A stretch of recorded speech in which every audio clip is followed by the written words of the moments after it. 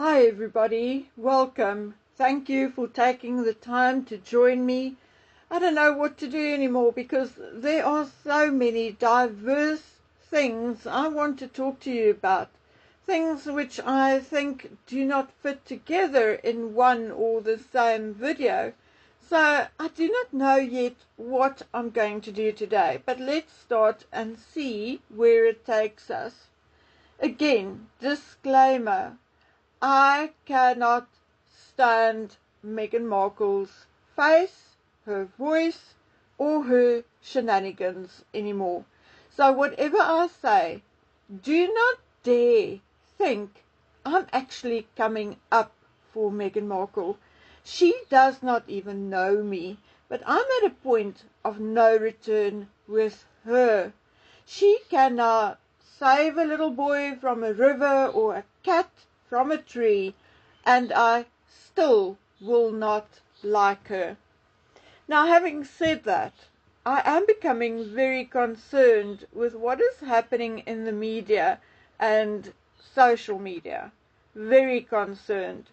You see, there's a very sure way to turn bad publicity, bad PR and reputation around and turn it into empathy, sympathy, love for the underdog, whatever you want to call it. But it is a sure way to turn negativity around into a positive perception. Do you want to know how?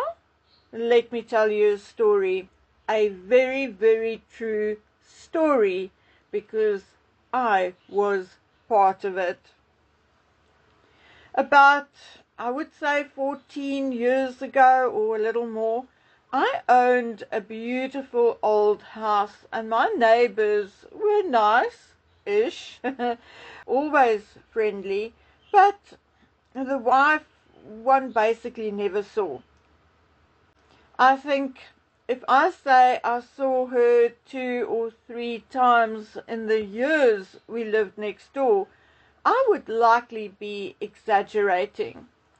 I heard her talking when I was outside, but would not recognize her in the street. I saw and spoke to the husband regularly. He was always busy doing something, working on the house or the garden, woodworking, etc., so he was often outside.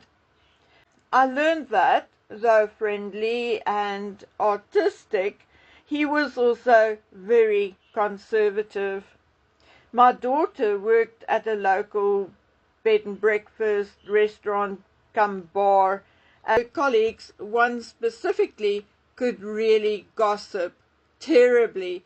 And so it came to me via the grapevine that she had said something very unflattering about me. Something so bad I cannot repeat it on this channel. I was a little upset for a while, but then I came up with a plan. I was away for a few days visiting a friend of mine, Anita, in a place called Kleinmond. When I got back, I was having a milkshake at the restaurant with Dragon Man still in his pushchair. These colleagues came over to coo over Dragon Man, who was not even 2 yet. And I told them that my friend and I went to a bar where we met this lovely couple, non-Caucasian couple, which was true, by the way. Anyway, and that they were from Cape Town looking for a holiday home away from the city. So I sold them my home. And they cannot wait to bring their 6 children and cousins for their first visit. Now, in the back of my head, I could already imagine my neighbors, a retired, quiet couple's reaction. But anyway, I left it at that. A couple of days later, I walked with little Dragon Man in his pushchair to go buy milk, and my neighbor came rushing out and stopped me. He first apologized for digging into my business, but said that he would like to know when the new owners of my house will take occupation. Oh boy, was I a good actress. I said, "What? What are you talking about?" And he said, "Didn't you sell your house?" I said, "No, who told you that?" He blushed and said he must have misunderstood. He apologized and ran back into the house. So the gossip in this instance backfired and exposed a prolific gossiper. So, this is what I fear may happen to the Mexit community soon. In the beginning, there was a genuine attempt to unravel the relationship and the sporadic lies. And then it went on to our doubts about the pregnancy, trying to unravel that. But now, likely because of the so-called competition, and likely because there are so many channels talking about the Harkles, it has now become a bit of a real competition as to who can have the most salacious, attention-grabbing piece of news for clicks and views. And the truth no longer really matters. Here is one example. The story about Harry and Meghan having been in Pasadena for only 17 minutes. Now, someone started that particular story and everyone ran with it, even in some instances mainstream media. It is completely untrue. Just by using your own logic, will it tell you it is untrue? I mean, they arrived, they greeted everyone, they chatted to the mayor and to Newsom's wife and a couple of other people. Meghan helped distribute fruit for about 15 minutes, while Harry continued to talk to the mayor. Then they took off somewhere. Now, initially, because the informant I had then, she didn't know where they went, so I thought they may have gone for breakfast or tea or lunch with the mayor. But that must have been when they went trampling through people's private lives. I, or shall I say the person who corrected this and laid it out for me, don't know exactly how long they were away walking through other people's lives. It could have been 10 minutes, it could have been 15, 20 minutes. She's not sure, so I don't know. Then they went back to the community center where they spoke to a couple of people about their experiences. The actual woman whom they spoke to and whom we saw Meghan hugging works for the mayor's office, and she did lose her house in the fire. Anyway, this time round they stayed about 15 to 20 minutes. The mayor's office reported or replied to an inquiry that they were there all in all for 45 minutes to 1 hour. It appears some creators are so keen for clicks and views that they forget about common sense, and when someone happened to stop and think and realize that they could not have handed out food, had group photos taken, went and looked at burned homes, came back, and again had a talk with numerous people, including Jose Andres, in 17 minutes.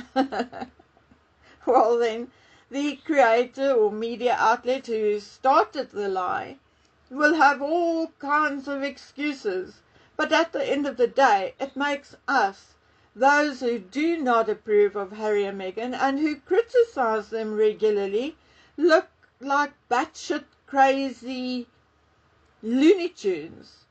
And it solicits sympathy for Meghan, because people go, oh shame, here they are creating something out of nothing again. And I bet you some of the people who were actually there in Pasadena and saw Harry and Meghan are saying that behind our backs. They are going, but that's a lie. They were there for about an hour. Okay? So the next thing we talk to the public about, they will go, but your previous report was incorrect and was a total lie, so why should I believe this one? That's exactly what is happening. It makes the gossiper, like in my true story, look bad or mad or whatever. And now the same happened with Invictus. But before I get to that, I'm going to reiterate what I said in a previous video. I am sincerely, without a joke, thinking that not only does Meghan have a personality disorder, but I think her addiction to whatever, her stress, which she places on herself, has reached a very serious, and I'm even going to stick my neck out and say a very dangerous level. I'm going to tell you what I have been taught about narcissists who fail to achieve their goals and who takes a major hit to their ego. Well, my friends, there is a process to such a scenario. And yes, narcissists can cry. And yes, they can get depressed and withdrawn for a while. But then, after they have absorbed their failure and gaslit themselves, telling themselves it was not their own fault, they come back with only one thing in mind. And guess what that is? Retaliation and revenge. Because a narcissist never loses, ever, or fails for that matter, not ever. It just does not happen, at least not in their minds. Now let's assume Meghan is a narcissist without sociopathic tendencies. If that is the case, then she is likely a coward who won't do her own dirty work. So what will she likely do? Well, she will likely bring in reinforcements, flying monkeys who will shoot to kill, a massive smear campaign, breaking or damaging your things, anything to make you pay, or make everyone they perceive as harmful to them pay. Now, let's assume Meghan is a narcissist without sociopathic tendencies. Then she's likely a coward who won't do her own dirty work. So what will she likely do? She will likely bring in reinforcements, flying monkeys who will shoot to kill, massive smear campaigns, breaking or damaging your things, anything to make you pay or make everyone they perceive as harmful to them pay. If there is sociopathy or psychopathy involved, then your narcissist is even more dangerous and more bold. A narcissist becomes obsessed when they hate you. A narcissist never forgets. You can lock them up, and when they come out years later, they will again be coming for you. They are persecutors. They are after your blood. So, my friends, I'm not a fortune teller, But I watched Meghan and Harry's body language, and all I have to say is that the woman is broken. Give her a little time, not too long, and she's going to come for all of us, at least eventually. So be very careful what you say. Anyway, back to Harry and Meghan and Invictus. Go back to my video, the one where I reported on their arrival in Whistler.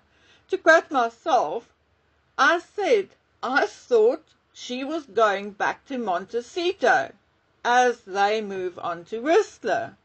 But here she still is. I was told days ago that Meghan will return home for the Whistler leg of the 2025 Invictus Games.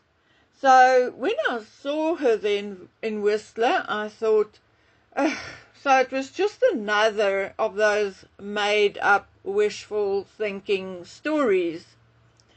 But apologies to my informant for doubting you, because this morning, voila, she took off back to Vancouver and from there back to Montecito. So unfortunately, it appears to have been planned. How else could I tell you days before that she will be going home? So again, be very careful over the next few months, my fellow creators.